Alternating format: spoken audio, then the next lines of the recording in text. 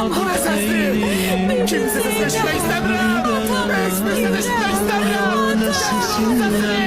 Hüseyin'in kızının sesi de var. Atasını istiyor. Atasını isteyir.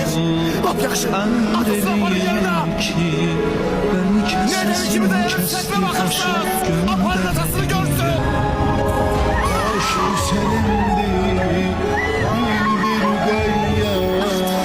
Məzlum imamın qanını sindir gayya. Öptü yüzümdən, bağrına bastı. Zeynəb göz yaşlı doyur.